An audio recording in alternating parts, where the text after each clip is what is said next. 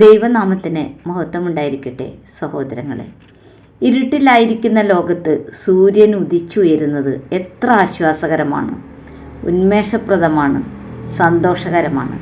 സൂര്യൻ ഉദിക്കുന്നില്ല എങ്കിൽ നമുക്ക് അനുഭവപ്പെടാനിടയുള്ള ബുദ്ധിമുട്ടുകൾ ചില്ലറയായിരിക്കില്ല. അങ്ങനെയൊന്നും ഉണ്ടാവാതിരിക്കട്ടെ. ഈ ഇരുട്ട് ഭൗതികമാണെങ്കിൽ ആത്മീയമായ ഒരു ഇരുട്ടുണ്ട്. തിന്മയും അനീതിയും അസഹിഷ്ണുതയും നിറഞ്ഞ ആത്മീയ ലോകം. നീതിയില്ലാതെ അന്ധകാരത്തിലിരിക്കുന്ന മനുഷ്യമക്കൾ അവരുടെ ഇടയിലേക്ക് വരാനിരിക്കുന്ന നീതി സൂര്യനെക്കുറിച്ച് മലാഖി 4:2 പറയുന്നുണ്ട്. കേൾക്കൂ. എൻ്റെ നാമത്തെ ഭയപ്പെടുന്ന നിങ്ങൾക്കോ നീതി സൂര്യൻ തൻ്റെ ചിറകുകളിൽ രോഗോപശാന്തിയോടുകൂടെ ഉദിക്കും. നിങ്ങൾ പുറപ്പെട്ട് തൊഴുത്തിൽ നിന്നും വരുന്ന പശുക്കിടാങ്ങളെപ്പോലെ തുള്ളിച്ചാടും. പഴയ നിയമത്തിലെ അവസാനത്തെ പുസ്തകമാണ് മലാഖിയുടേത്.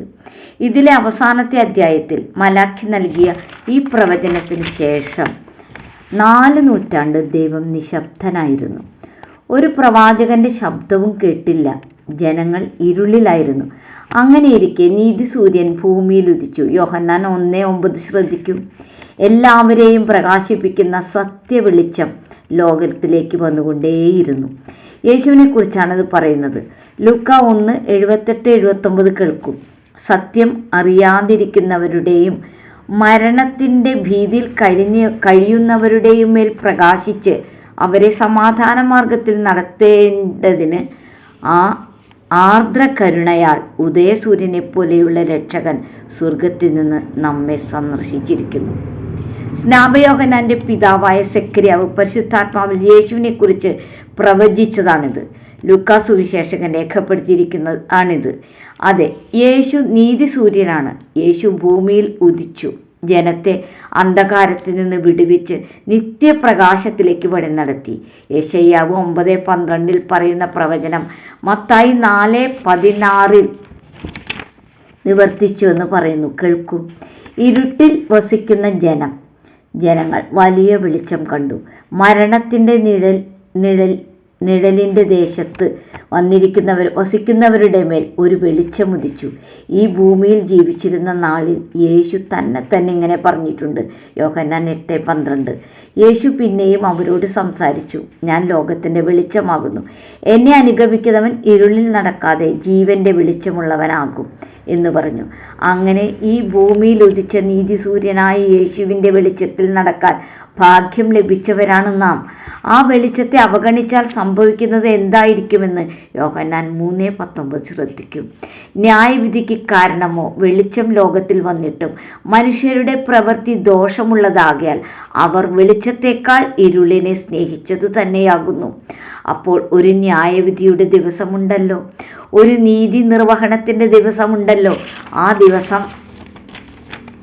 ആ ദിവസത്തെക്കുറിച്ച് മലാഖി അവസാന അധ്യായത്തിൽ പറയുന്നത് ചൂള പോലെ കത്തുന്ന ഒരു ദിവസം വരുമെന്നും അഹങ്കാരികളെല്ലാവരും ദുഷ്പ്രവർത്തിക്കാരെയും അഗ്നി ദഹിപ്പിച്ച് കളയുമെന്നും ദൈവത്തിൻ്റെ നാമത്തെ ഭയപ്പെടുന്നവർക്ക് വേണ്ടി നീതി സൂര്യൻ ഉദിക്കുമെന്നാണ് പറയുന്നത്. ലോകം ഇന്ന് അന്ധകാരത്തിലാണ്. നീതി, സമാധാനം, സന്തോഷം അന്യം നിന്നുകൊണ്ടിരിക്കുന്നു. യേശുവെന്ന ഉദയസൂര്യൻ വീണ്ടും വരാറായി.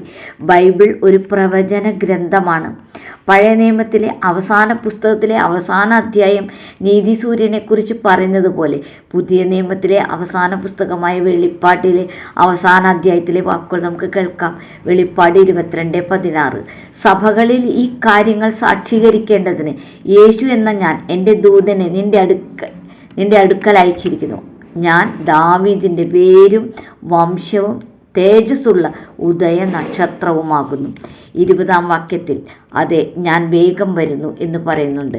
വേഗം വരുന്ന ആ നീതി സൂര്യനെ ഉദയ നക്ഷത്രത്തെ കൈക്കൊള്ളാൻ നമുക്ക് കാത്തിരിക്കാം സഹോദരങ്ങളെ. നമുക്ക് ലഭിക്കാതിരിക്കുന്ന നീതിയും സമാധാനവും നീതി സൂര്യൻ വരുമ്പോൾ നമുക്ക് ലഭിക്കും. ഈ പ്രത്യാശയോടെ നമുക്ക് ജീവിക്കാം.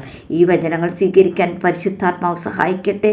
ദൈവമേവരെയും സമൃദ്ധമായി അനുഗ്രഹിക്കട്ടെ.